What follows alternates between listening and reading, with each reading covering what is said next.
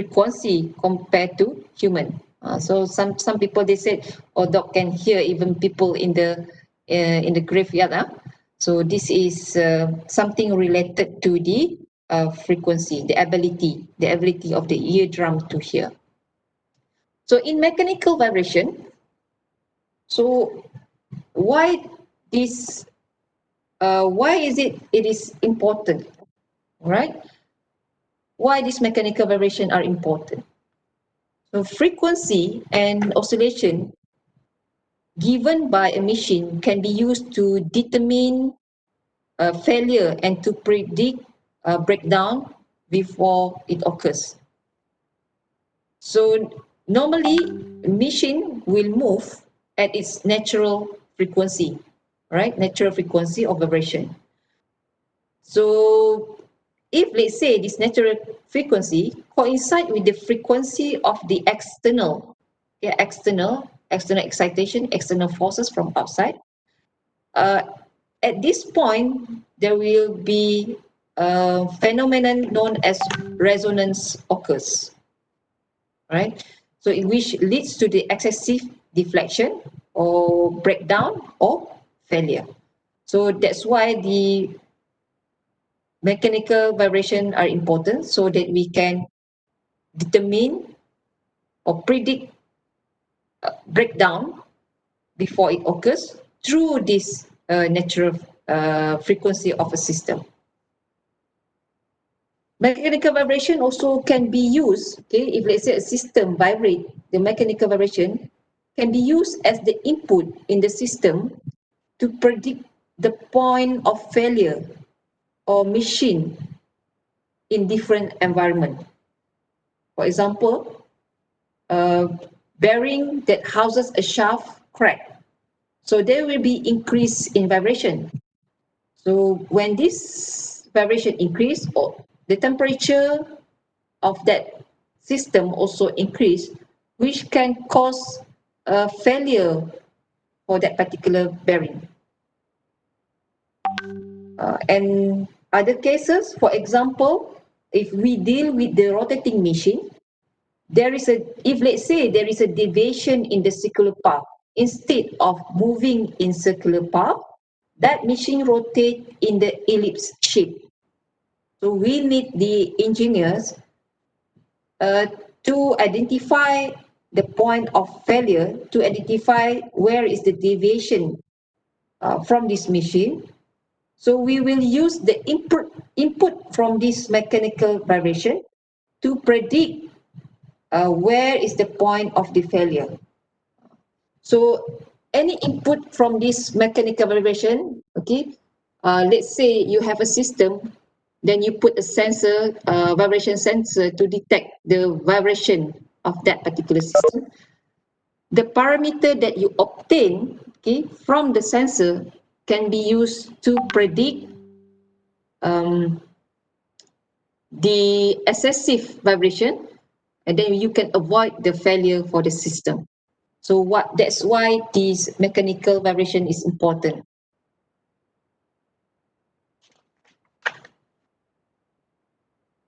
Okay, next.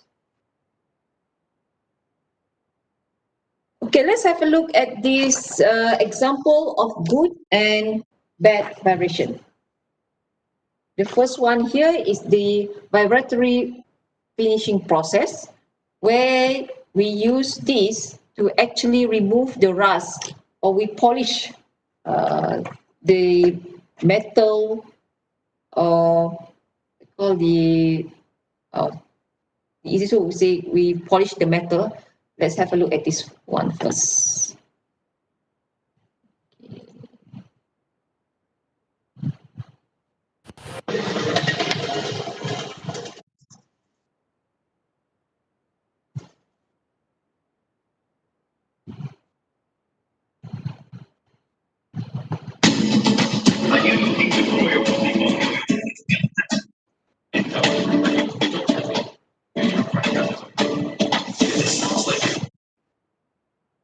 Okay, first one here.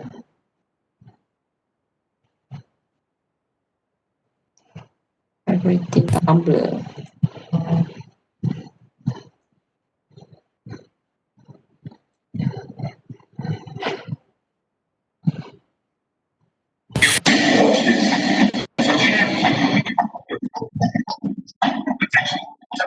And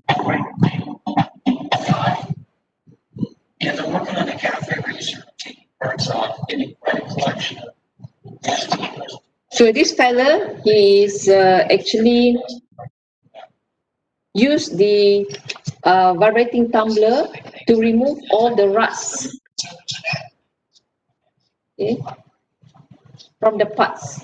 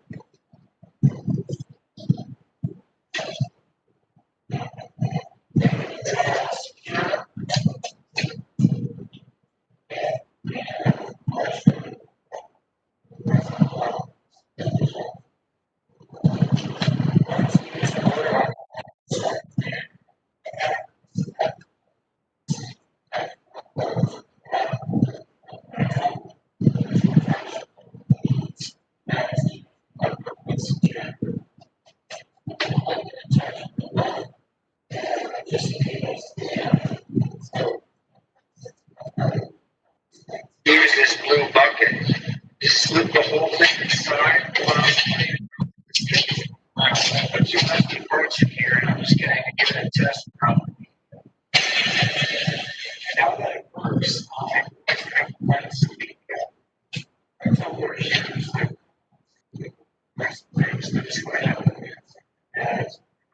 going to use some cat litter. It's very important. I'm just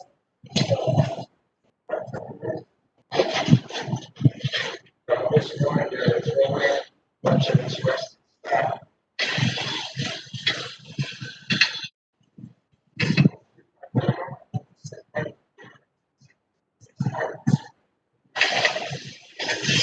This has been funny. It's fine. Sweet. So,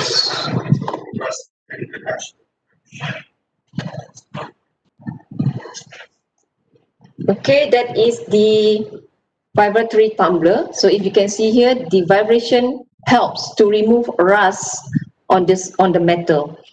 There's another one, the other machine called rotary tumbler.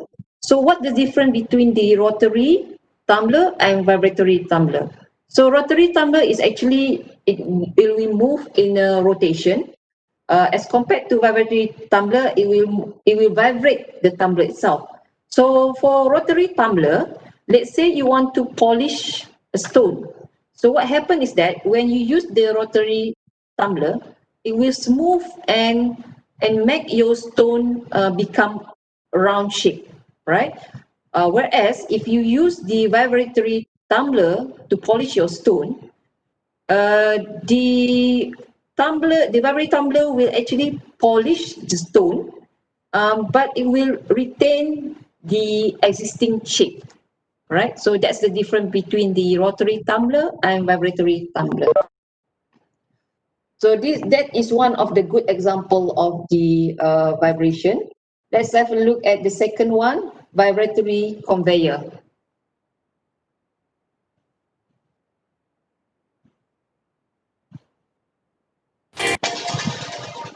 Okay, this is vibratory tumbler, which we normally use it to convey a heavy load without damage the product itself.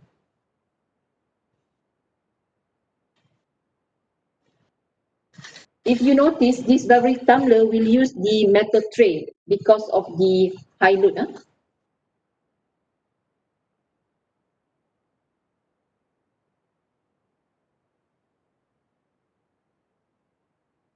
So this is some of the benefits of the vibratory conveyor.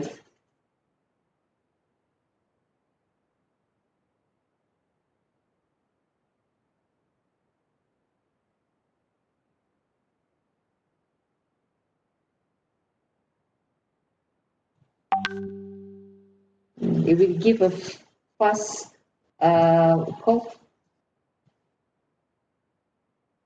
transfer for the product, high load product, which actually at the end will actually produce bigger output.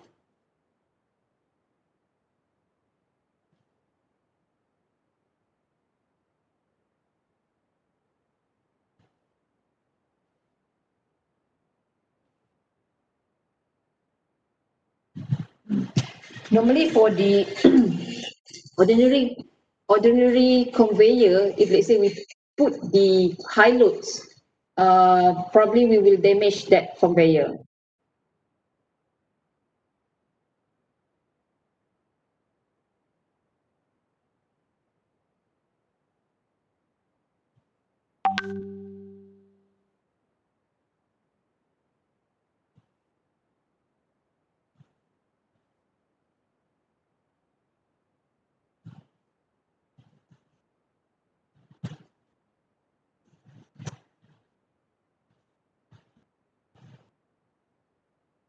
All right, that's for second example for uh,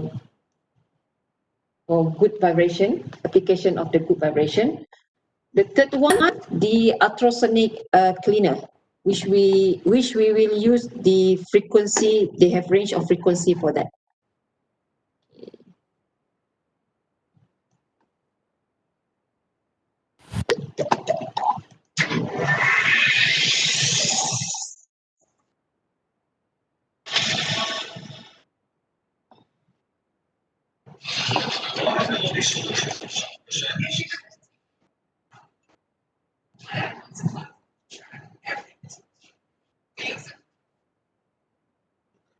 Okay, hold on now. I don't know why is it going here. Okay, it's the one.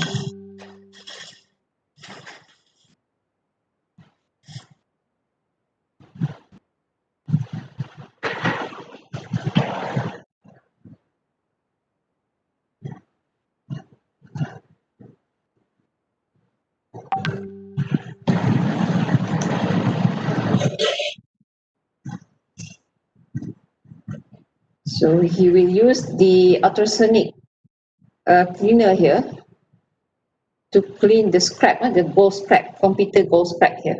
See what will happen afterward.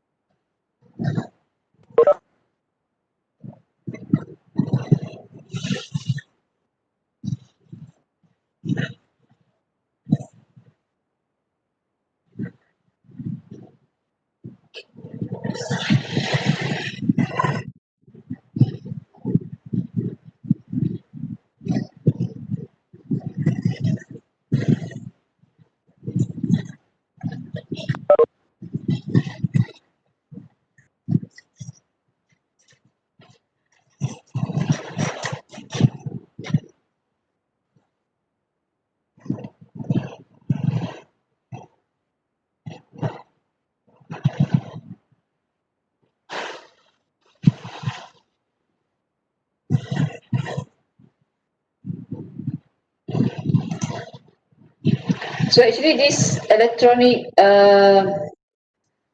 ultrasonic cleaner, we normally can find it in the dental clinic, where they normally use it to wash all the dental tools. Okay. Beside that, in the hospital, they use the surgical tools using this ultrasonic cleaner as well. Okay, next one, let's have a look at the resonant mode shape.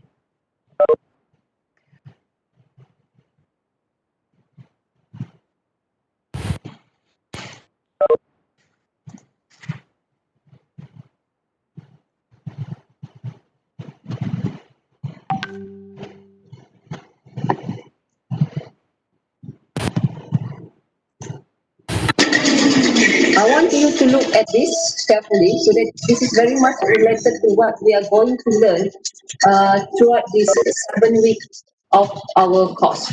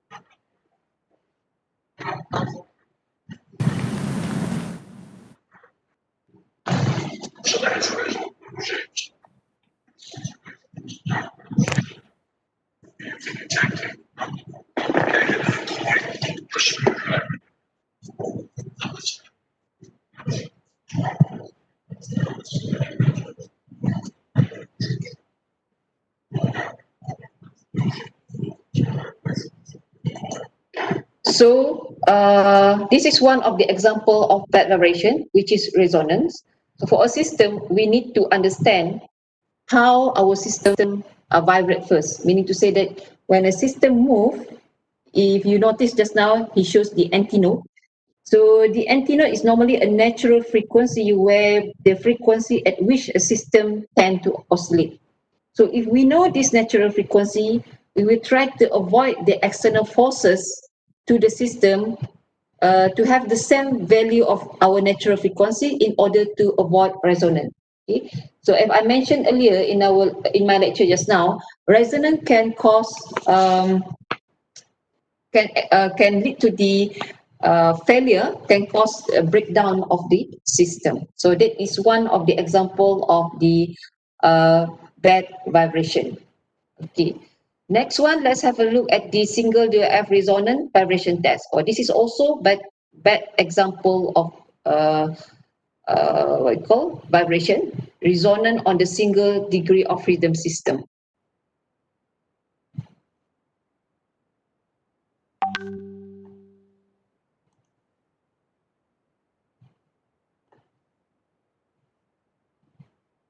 Look at the what you call the number of frequency tested uh, on this experiment on this three item here with the different height.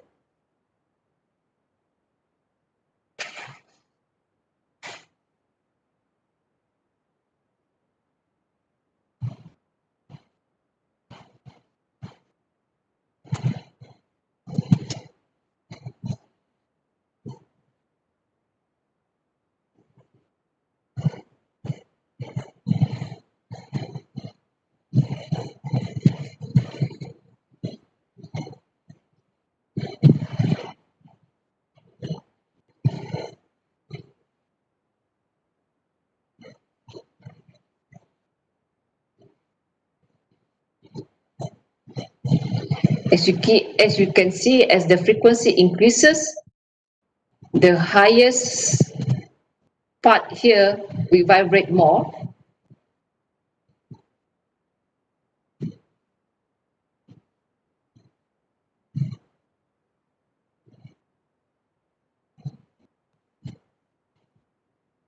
Okay, this is at the fourth at the 4 hertz frequency.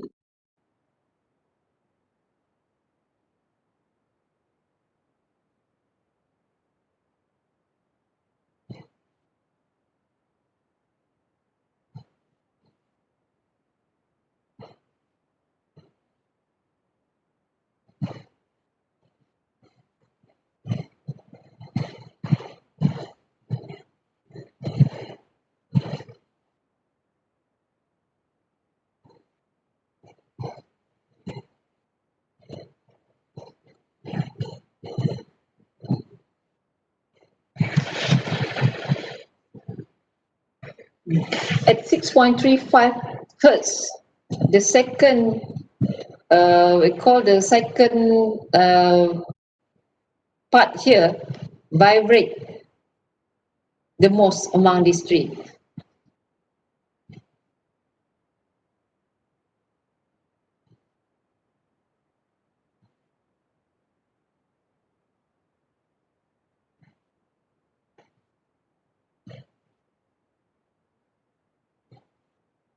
So when they increase the frequency again, this part stop. Same goes to this just now. From at 4 hertz, this vibrate the most, but after a while it stop when they add to 6 hertz. Now this one stop when they add to another different frequency here, which I'm not mistaken, 11 something.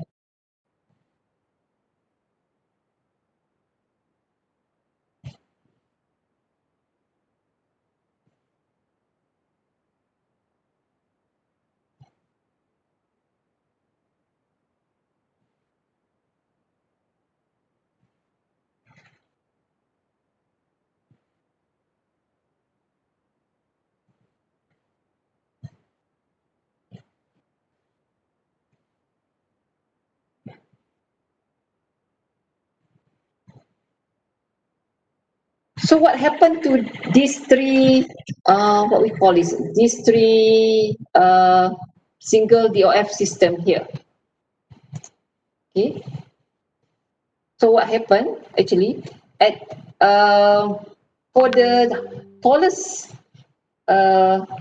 we call the tallest single DOF system here, 4 hertz is actually its natural frequency. So whenever there is an external forces from outside given to that system, so it vibrates the most.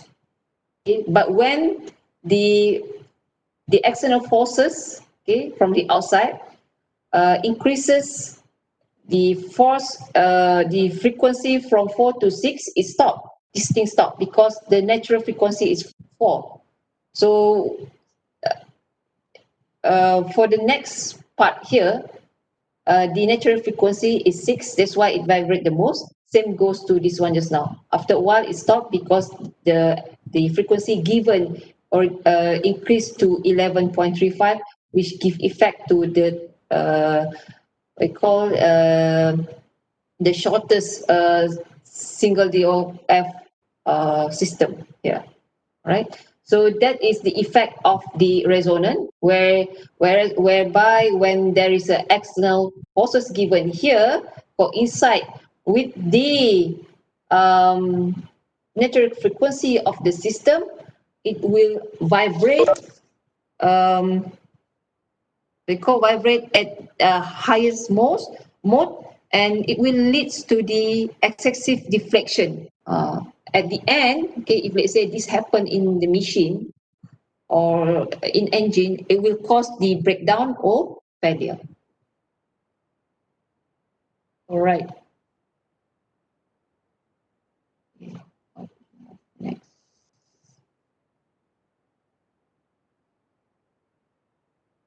Next.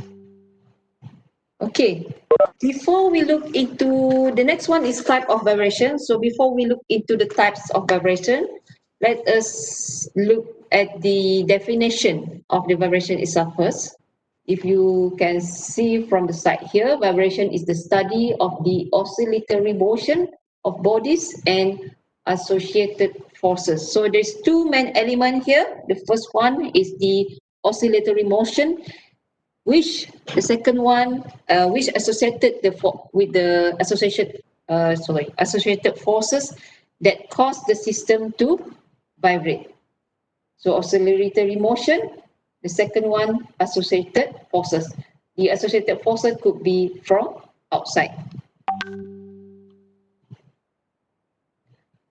So there are, I classify type of vibrating system into 3. Okay, you will be dealing with these 3 type of vibrating system when we analyze single degree of freedom and also 2 degree of freedom system later on. Okay, the first one, free vibration. So what does it mean by free vibration here? So free vibration is a system which is not influenced of any kind of forces from outside. Okay, for example, it occurs when a mechanical system is not actuated with any initial input, and it allowed to vibrate freely. Okay, for example, guitar, when you plug the guitar string, the guitar string will continuously vibrate, okay, freely without any additional forces given. That's what we call free vibration. So free vibration, not under influence of any kind of outside forces, okay, freely to move, free vibration. Okay, the second one, forced vibration. Forced vibration, of course, it will be opposite to free vibration. It is under influence of the outside force. So what could be the example of this forced vibration? So forced vibration, one of the example for for this force vibration is drilling machine. If you notice, when you drill, you have to put a force on the driller. The metal will be continuously vibrate, and you will be continuously given the force to the metal. That's what we call force vibration, right? Okay, sorry. Before I move to the next one, this free vibration, actually, there's a 3 type of free vibration. Let me, I can write here.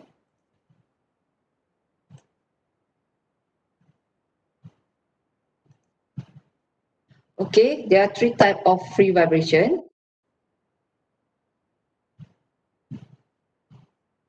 Sorry, okay. The first one, sorry.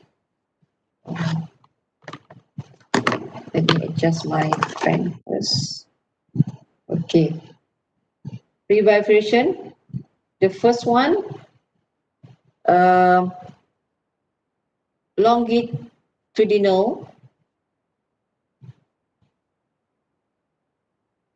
Okay, longitudinal vibration. Okay, the second one is transverse vibration.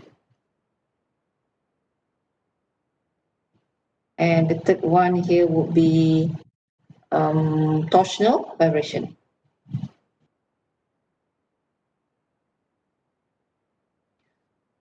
So what is the longitudinal vibration? I think you have seen this before during your secondary, but we can revise back. Okay?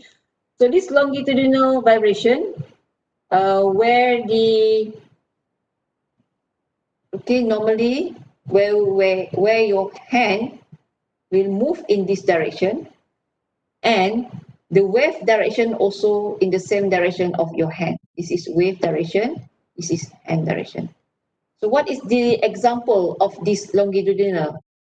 Okay, if you still remember what we call the rainbow magic, magic rainbow, the magic spring coil.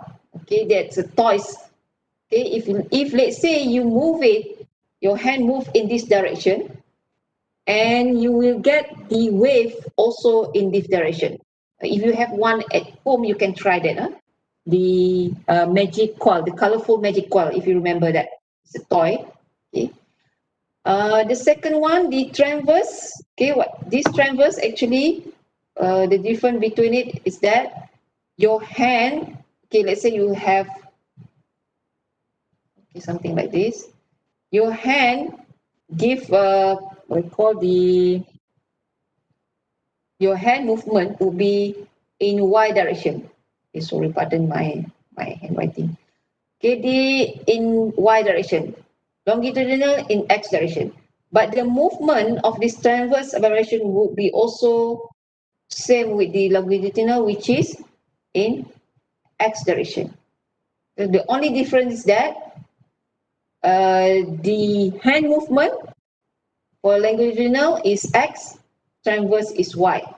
So the example for this would be rope. Okay, you can experiment it later. Okay, try to move the rope up and down. Okay, Y direction, up and down. Then you will get the wave in this direction, in X direction. Okay, that's for transverse. The third one is torsional vibration. Okay, torsional vibration, from the word itself, you can actually imagine if you rotate it. Okay, rotate in this direction.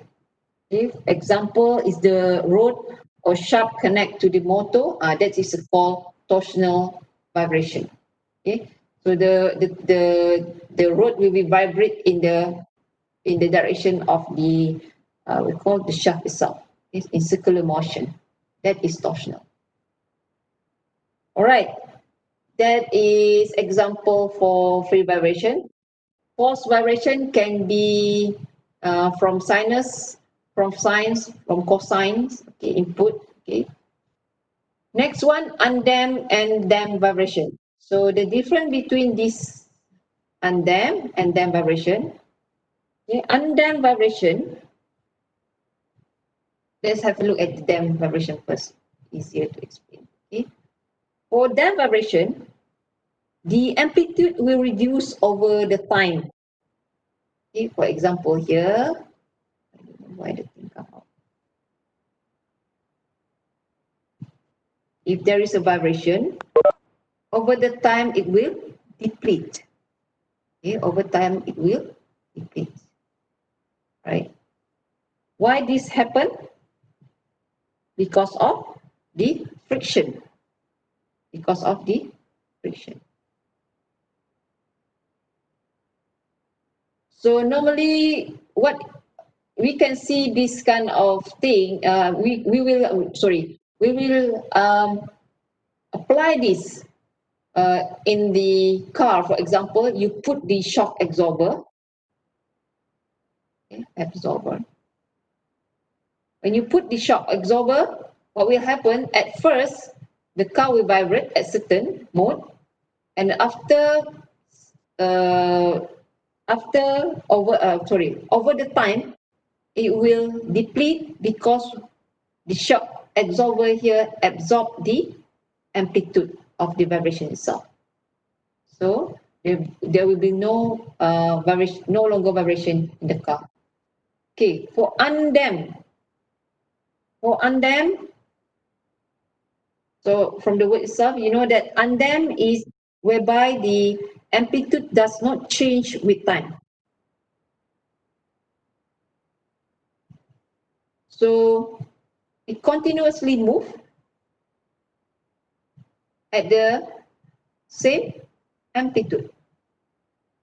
I would say there is no friction here to cause the vibration to deplete. So it will continuously move at the same amplitude.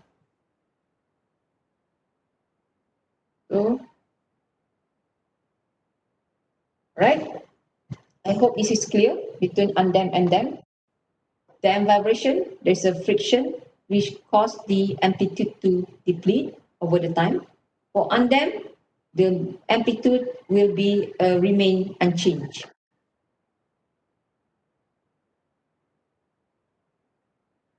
Okay, up to this, any question?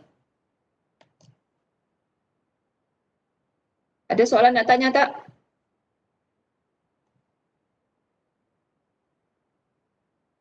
No, right. Let's move. Let's us move to next one. Classification of vibration. Okay, we classify this vibration into these two here. I think there's a list of classification of vibration, but I will take only these two, which I think important for you to understand. The first one is linear and nonlinear vibration. The second one is deterministic and random vibration. So for linear vibration here,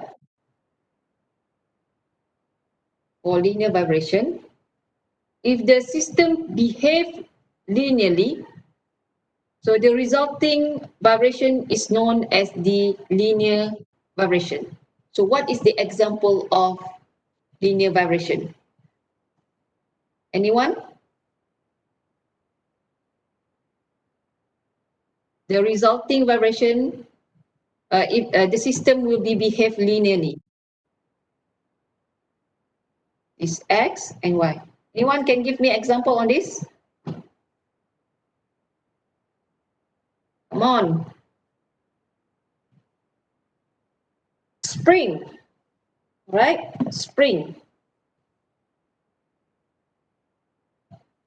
If you still remember when you carry out an experiment, you will find that this spring will have the equation of F equal to Kx, right? So spring.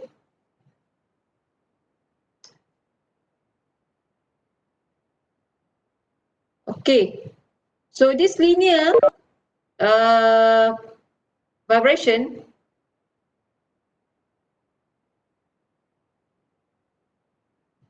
will follow the principle of superposition.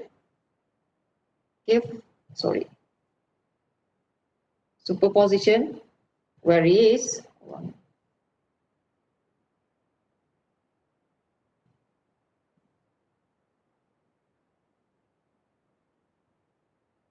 f x1 plus x2. I hope you still remember this superposition. Go to f x1 plus f x2. So this is called additivity, right?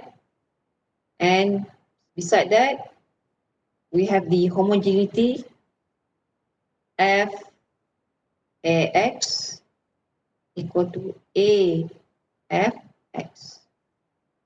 So for the linear vibration system, it should fulfill this superposition, the principle of this superposition. Okay, that is for linear. How about nonlinear? Nonlinear vibration is one of the basic components of the vibratory system are not linear. So the system will be considered non-linear, right? So how does this graph normally looks like? It can be like this, right? So if you look around us,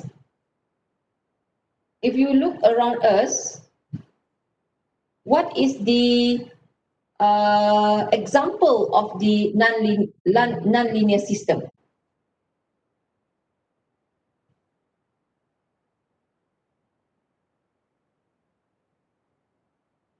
Anyone? So generally, the system that we have is considered under nonlinear. Shock absorber. Shock absorber normally use spring, right? Spring and also damper. Yeah. Yeah, we can say that it can be nonlinear, but if let's see, no shock and sorry, no. Shock absorber use damper and spring. This is non-linear, but we can simplify into the linear motion. You can see that later on. I mean, in the next few more lectures, right? Okay, that's for the linear and non-linear. Next one is deterministic and random variation. So the deterministic vibration is whereby the magnitude of the excitation or force acting on the vibratory system is known at the given time. So it's like digital system. If let's say we want to know what is the value of the excitation at time 3 seconds, then we have that value. That's called deterministic vibration. For random vibration, value of the excitation at any given time cannot be predicted. You can relate it into the continuous system. It's quite difficult.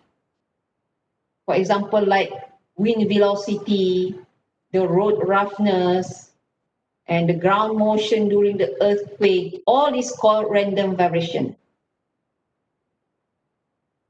Right?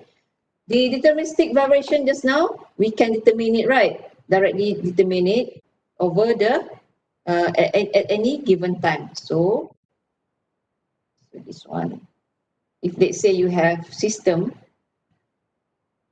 dt,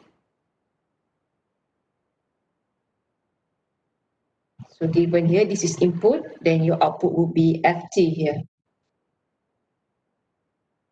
So you can actually relate this system heartbeat or what? I cannot really see the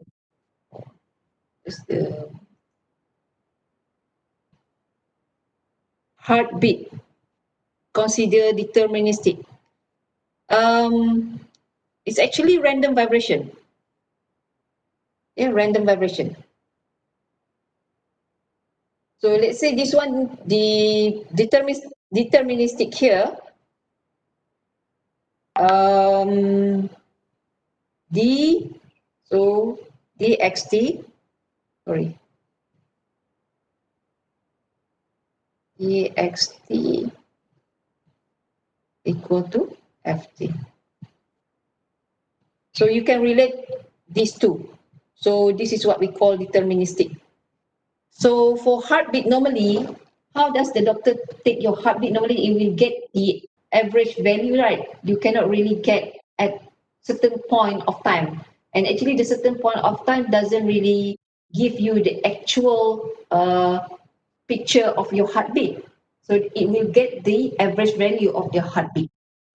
So I would say this heartbeat under random vibration. So, all right.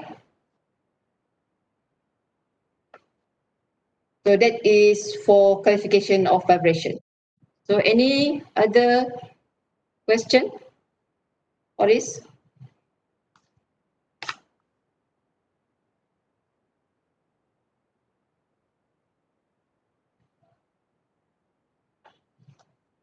Okay. Let me move to the next one. All right. Okay, we have done with the uh, 5 subtopic just now, okay, of this vibration. So before we move to the next one, move next lecture, probably in the next class, let I introduce to you the single degree of freedom system. I think you have seen this before. You have seen this before, okay? Slider crank spring mechanism. You have seen, I think, in your solid class or in your static class. Okay, you deal a lot with the single degree of freedom in your static class, I guess. Okay, this is spring and mass system. Okay, why does it call single degree of freedom system? Because there is only one way of movement here. The other one is only one body attached to the spring here. Okay, torsional. This is also this one wheel here rotated. Okay, this is torsional system, spring mass system. This is example of single degree of freedom system. How about the 2 degree? Sorry, 2 degree of freedom system. You can see here. There's two body here, which connected to the spring. Okay, this is two. This is mass spring system. This is flywheel system. You have two wheel here. So two masses, 2 degree of freedom. If you rotate in this direction, okay, what will happen to the other side of this wheel here? So this one also consider 2 degree of freedom because we have one mass here. So when we move this, what happened to this pendulum? Okay, we have one mass which attached to the spring and one pendulum here attached with this link here, which cause it to rotate. Okay, rotate, torsional, consider called torsional. Yeah. Okay. So this is 2 degree of freedom system. Next one, 3 degree of freedom system. Okay, 3 degree of freedom system. We have 1, 2, 3. So 3 degree of freedom system and above, 3, 4, 5, 6. We call it as a multi-degree of freedom system. So this is spring and mass. This is the pendulum, right? 1, 2, 3 mass. This is the, it could be the, what do you call that? Gear, right? Sorry, shaft and, what do you call that? Bearing and shaft, okay, connection, shaft, all right? So we have 1, 2, 3 here.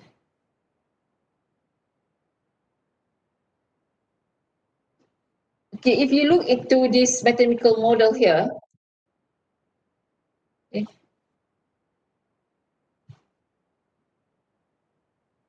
when there is a wave, okay, forces from outside exerted on this building here, so you will see that there is a vibration at the top here. Normally we can't really see, but if you notice our Menara KL is a slightly slanted. Now if you really look into it, if there is a strong wind, there's a slight deviation if you really observe the building because of the external forces over the time. So the annihilation of the tall structure, we can actually simplify this. This is actually linear structure, a linear structure with the linear vibration. But we can simplify it into spring and mass system like this. All right, spring and mass system, where we consider the K here equal to 3EI over L cube. I think you quite familiar with this equation.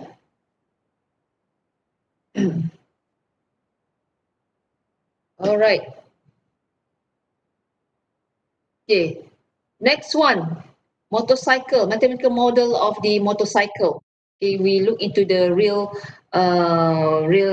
example so that you can relate the single degree of freedom system and also 2 degree of freedom system.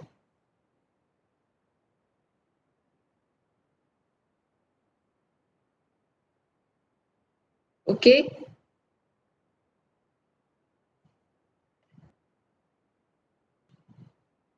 If you look into the actual model here, the mass came from the rider and also from the motorcycle itself, right? So each of all these mass here connected to the spring and absorber to the motorcycle part. So the tire. So the tire here, how does it connected to the ground here? If there is an absorber, there should be a spring. The ground here the ground motion here give the vibration. So that's why they put spring here, right? The ground motion, the roughness of the road here, we put it in the form of the spring here, right? These two spring. So this is two tire connected to the ground. Okay, we imagine that there is a vibration down here when the motorcycle move, which will give the vibration to the tire itself. But from the tire to the motorcycle and the rider, there is a spring and also absorber, so that the motorcyclist here, the rider here, will not experience the vibration, right? Because of this absorber. When we add this absorber, not only the rider, the motorcycle itself. If there is no absorber here, I think the motorcycle will not last longer, especially when the motorcycle will ride in a very rough surface road, right? Okay. Oh, sorry. There should be one more slide on the human model. I think I have put the wrong one. Okay, in fact, the next, if you look into our body, the connection between our body, there is a spring, there is also an absorber to form our whole body. We can actually model our body so that we can do analysis in terms of the we call the vibration that we absorb when we exercise. For example, when you jog, how much that your knee can actually stand for some certain period of time, something like that. Okay? I will put that model before I post to the ellipse later. I think I have missed that part. All right. Okay. that's all for today class. All right. Before I end, any question?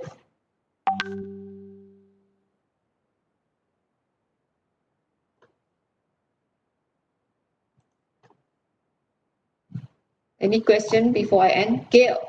I posted one exercise in the Elite. So since now it's already 9:51, the deadline for that would be 2 p.m. today, before 2 p.m. today. So please attempt those exercises and submit it directly. What do you mean for repeaters? Same. There's no no excuse. Okay. If you are first timer or you are repeaters, whatever exercise given, you have to attempt. Assignment also.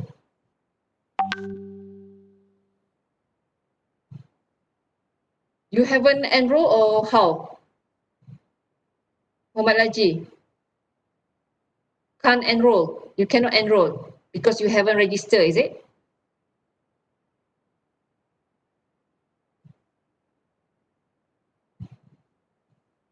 Okay.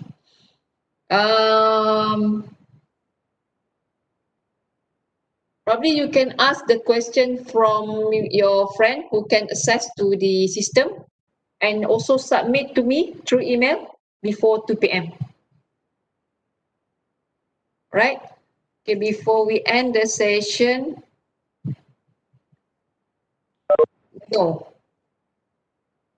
Put the elaboration office section in the slide on Elite. Let me think first. If let's say I put all the elaboration, then I might need to record back whatever I have explained just now. I forgot to record. If I record, I will check. Normally they will record it. If it is recorded, then I will post it together with the recorded. If not, then I will just post whatever in the slide here. Okay, before you leave, let's take the attendance for today. Not this one, this is different. Attendance for today class. Check first. You are attending. Okay, this is the one. Okay, you can scan the QR codes.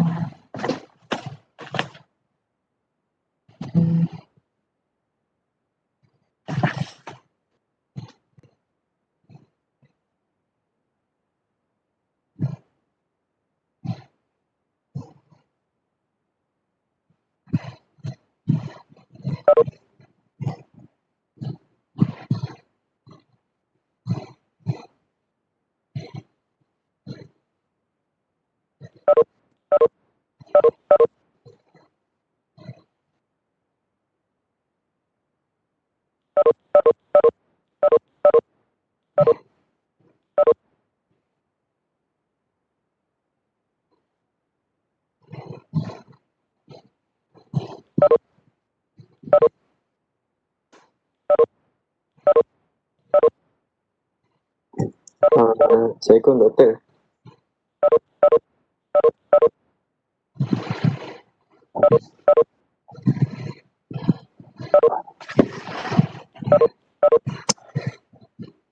Please scan first, Doktor.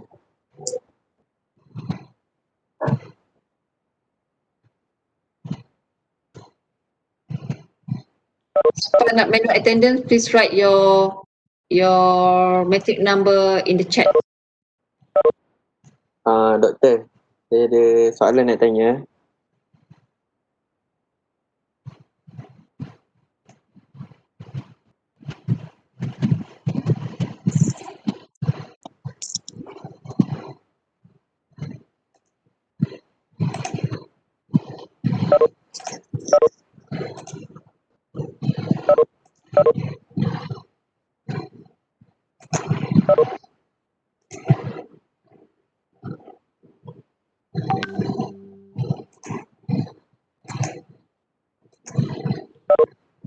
Yes, Carol.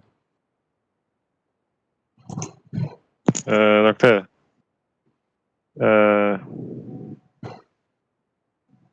Hello, Doctor.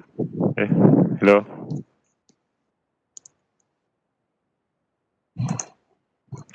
Hello.